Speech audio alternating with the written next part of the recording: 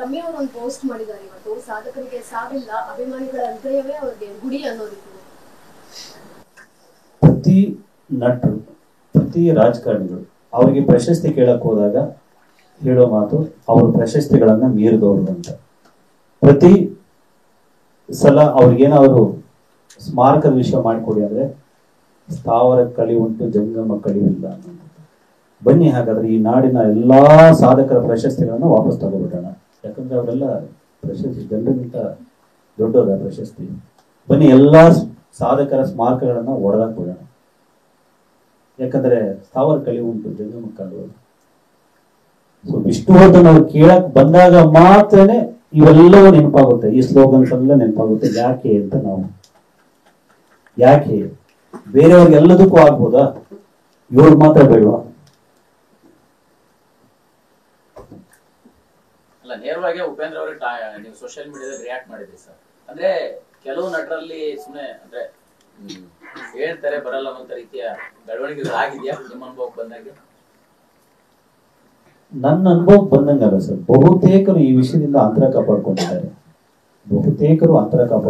ನಮ್ಗೆ ಯಾಕೆ ಬೇಕು ಅನ್ನೋ ಅರ್ಥದಲ್ಲಿದ್ದಾರೆ. ಸೊ ಅದನ್ನ ನಾನು ಬಲವಾಗಿ ಖಂಡಿಸ್ತೀನಿ. ಚಿತ್ರರಂಗದ ಹಿರಿಯಣ್ಣ ಅವರ ವಿಷಯದಲ್ಲಿ ಇಷ್ಟು ಅವಮಾನ ಆದಾಗ ಅದು ಅವ್ರಿಗೆ ಆದ ಅವಮಾನ ತರ ಅವರೆಲ್ಲ ಭಾವಿಸ್ಬೇಕಾಗಿತ್ತು. ಆದ್ರೆ ಬೆರಳೆಣಿಕೆ ಜನ ಬಿಟ್ಟು ಯಾರು ಆ ವಿಷಯವಾಗಿ ಧ್ವನಿ ಎತ್ತಲಿಲ್ಲ. ಆ ಬಗ್ಗೆ ನನಗೆ ಬಹಳನೇ ಬೇಸರ ಇದೆ.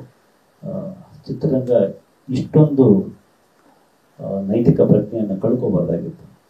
ಯಾಕೆ ಸರ್ ಕಲಾವಿದರಲ್ಲೇ ಒಗ್ಗಟ್ಟಿಲ್ಲ ಅಂತ ಹೇಳಿ ಯಾವ್ದೋ ಒಂದು ಕಾರ್ಯಕ್ರಮ ಮಾಡಿದಾಗ ಕಲಾವಿದರ ಸಂಘದಲ್ಲಿ ಅಥವಾ ಯಾರಾದ್ರೂ ಸತ್ತಾಗ ನನ್ನ ಕಾರ್ಯಕ್ರಮ ಮಾಡಿದಾಗ ಒಂದಷ್ಟು ಜನ ಬಂದ್ರೆ ನಿದ್ದೆ ಬರೋದೇ ಇಲ್ಲ ಅಂದ್ರೆ ಯಾಕೆ ಭಿನ್ನಾಭಿಪ್ರಾಯಗಳು ಕಲಾವಿದರಲ್ಲಿ ಅಂತ ಅದನ್ನ ಹೇಳಕ್ ನಾನು ಸರ್. ನಾನು ಚಿತ್ರರಂಗವನ್ನು ನಾನು ಅಭಿಮಾನಿ ಸಂಘದ ಅಧ್ಯಕ್ಷ, ಒಂದಷ್ಟು ಸಾಹಿತ್ಯದ ಕೆಲಸಗಳನ್ನು ಮಾಡ್ಕೊಂಡಿದ್ದೀನಿ. ಸಾಹಿತ್ಯದ ಬಹಳ ಒಳ್ಳೆಯ ಸಾಂಗತ್ಯ ಇದೆ ನನಗೆ. ಆ ವಿಷಯಗಳ ಬಗ್ಗೆ ನಾನು ಮಾತನಾಡುವಾಗ ಸಿನಿಮಾದು ನನ್ನ ವ್ಯಾಪ್ತಿ ಮೀರಿತ್ತು ಸರ್. ಸರ್ ಈಗ ಕೋರ್ಟ್ ನಲ್ಲಿ ಅವ್ರದ್ದು ಆ ಜಾಗ ಅವ್ರದ್ದು ಅಂತ ಆದ್ರೆ ಯಾವುದೇ ಸರ್ಕಾರಿ ರೀತಿಯಲ್ಲಿ ಕೋರ್ಟ್ ನಲ್ಲಿ ಬಂದ್ರು ಕೂಡ ಅದನ್ನ ಮಾಡಬೇಕಾಗಿತ್ತು. ರಾತ್ರೋರಾತ್ರಿ ಆ ರೀತಿ ಕ್ರಮವನ್ನ ತೆಗೆದುಕೊಂಡಿರ್ತಾರೆ ಅವರು. ಅದ್ರ ಮಾಹಿತಿ ಕೊಡದೆ ಅನ್ನುವಂಥದ್ದು ಗಮನಕ್ಕೆ ಬಂದಿರುವಂಥದ್ದು. ಅಭಿಮಾನಿಗಳನ್ನ ಪ್ರಶ್ನೆ ಮಾಡಕ್ ಹೋದಾಗ ಕೂಡ ಅವ್ರನ್ನ ಕರೆಸಿ ವಿಚಾರಣೆಯನ್ನ ಮಾಡೋ ಕೆಲಸ ಪೊಲೀಸರು ಮಾಡಿದ್ರು. ಆ ಬಗ್ಗೆ ಏನಾದ್ರು ನೀವು ಕ್ರಮ ತಗೊಂಡ್ರ? ಕಾನೂನು ಕ್ರಮ ಆ ರೀತಿ ಮಾಡಿರೋದ್ರಿಂದ ಕಾನೂನಾತ್ಮಕವಾಗಿ ರಾತ್ರಿ ಮಾಡೋ ಹಾಗಿಲ್ಲ ಅಂತಾರ? ಇಲ್ಲ, ಅವರು ಹೇಳ್ತಿರುವಂಥದ್ದು ಕೋರ್ಟ್ ಆರ್ಡರ್ ಪ್ರಕಾರ DC ಅವರಿಗೆ ನಾವು ಮನವಿ ಕೊಟ್ಟು DC ಇಂದಾನೇ ಪರ್ಮಿಷನ್ ತಗೊಂಡು ಪೊಲೀಸರನ್ನ ನಿಯೋಜನೆ ಮಾಡ್ಕೊಂಡು ಮಾಡಿದೀವಿ ಅಂತ ಹೇಳಿ ಒಂದು ಅಫಿಡವಿಟ್ ಅನ್ನ ಕೊಟ್ಟಿದ್ದಾರೆ. ಮತ್ತೆ ಎಲ್ರಿಗೂ ಹೇಳಿದ್ದಾರೆ ಕೂಡ, ಓದಂತ ಎಲ್ರಿಗೂ ಕೂಡ. ಸೊ ನಮ್ಮ ಪ್ರಶ್ನೆ ಇರುವಂತಹದ್ದು, ಅಟ್ಲೀಸ್ಟ್ ಹೀಗೆ ಆರ್ಡರ್ ಬಂದ ಮೊದಲನೇದಾಗಿ ಇವರು ಫಸ್ಟ್ ಆ ಆರ್ಡರ್ನ ಇವರು ಕೋರ್ಟ್ಗೆ ಹೋಗಿದಾರಲ್ಲ, ಅಲ್ಲೊಂದು ಅನಧಿಕೃತ ಕಟ್ಟಡ ಇದೆ, ಇಲ್ಲಿಗಲ್ ಕನ್ಸ್ಟ್ರಕ್ಷನ್ ಇದೆ ಅಂತ ಹೇಳ್ಬಿಟ್ಟು ಹೋಗಿದ್ದಾರೆ.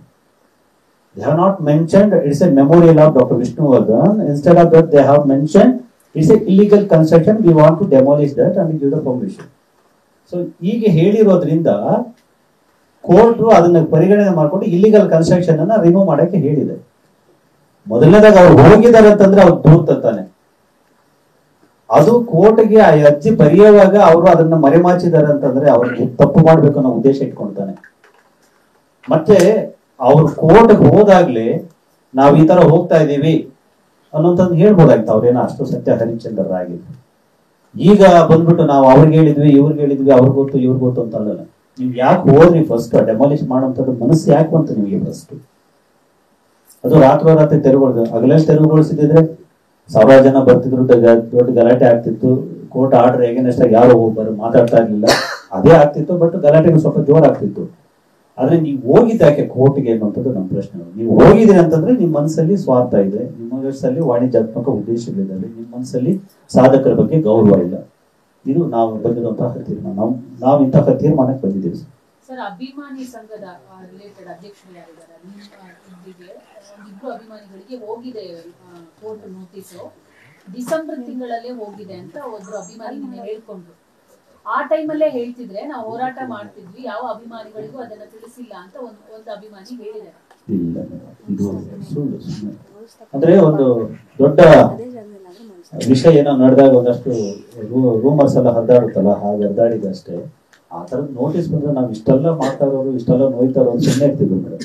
ನಮ್ಗೆ ಗೊತ್ತೇ ಇಲ್ಲ ವಿಷಯ. ಇದೇನಾಗಿದೆ, ನಾವು ಮೊದಲು 7 ವರ್ಷ ಒಂದು ಕೇಸ್ ನಡೆಸಿದ್ವಲ್ಲ, ಅದು ಇದನ್ನ ಕೇಳಿದ್ರೆ ಕುಟುಂಬದವ್ರು ಕೇಳಬೇಕು ಅಥವಾ ಸರ್ಕಾರ ಕೇಳಬೇಕು ಅಂತ ಹೇಳಿದ್ರಲ್ಲ, ಆವಾಗ ಆ ಕೇಸಿಂದ ನಾವು ಹೊರಗಡೆ ಬಂದು ಅಂದ್ರೆ ನಮಗೆ ಸೋಲಾಯ್ತು.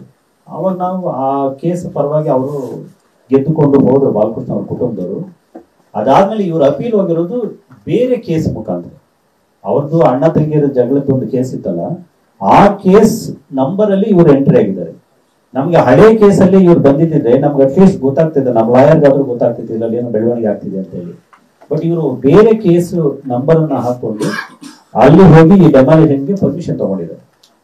ಆ ಪರ್ಮಿಷನ್ ಹಾಗೆ ತಗೊಂಡಿದ್ರಿಂದ ನಮಗೆ ಅದರ ಮಾಹಿತಿ ಸಿಗ್ಲಿಲ್ಲ. ಮತ್ತೆ ಅವ್ರು ನೋಡಿ ಎಷ್ಟು ಬುದ್ಧಿವಂತರಂದ್ರೆ, ಜನವರಿ 25ಕ್ಕೆ ಅವ್ರಿಗೆ ಆರ್ಡರ್ ಬಂದಿದೆ. ಜನವರಿ 25ಕ್ಕೆ ಆರ್ಡರ್ ಬಂದಿದೆ ಇದೇ ವರ್ಷ. ಬಟ್ ಅವ್ರು ಡೆಮಾಲಿಷ್ ಮಾಡಿರೋದು ಮೊನ್ನೆ ಆಗಸ್ಟ್ 8ನೇ ತಾರೀಕು. ಅಂದ್ರೆ ಈ 8 ತಿಂಗಳಲ್ಲಿ ಅವ್ರು ಯಾಕಾದ್ರು ಅಂದ್ರೆ ನಾವು ಇಮಿಡಿಯೇಟ್ ಆಗಿ ನಮ್ಗೆ ಗೊತ್ತಾಗ್ಬಿಟ್ಟಿದ್ದಾರೆ, ನಾವು ಹೋಗಿ ಸ್ಟೇ ಆರ್ಡರ್ ತಂದು ಬರ್ತಿದ್ವಿ. ಅವ್ರೆ ಪ್ರತಿಯೊಂದು ತೀರ್ಪು ಕೂಡ ಸ್ಟೇ ಆರ್ಡರ್ಗೆ ಒಂದಷ್ಟು ಅವಧಿ ಇರುತ್ತೆ, ನಾವು ತರ್ಬೋದಾಯ್ತು. ಈ ವಿಷಯ ನಮ್ಗೆ ಗೊತ್ತಾಗಬಾರ್ದಂತಾನೆ ಮುಚ್ಚಿಟ್ಟು ಅವ್ರು 8 ತಿಂಗಳು ಬಿಟ್ಟು ಡೆಮಾಲಿಷ್ ಮಾಡಿದ್ದಾರೆ ಅಂದ್ರೆ ಗೊತ್ತಾಗುತ್ತೆ ಅವರು ಒಂದು ದೊಡ್ಡ ಪ್ಲಾನ್ ಮಾಡ್ಕೊಂಡೇ ಇಳಿದಿದ್ದಾರೆ ಅಂತ.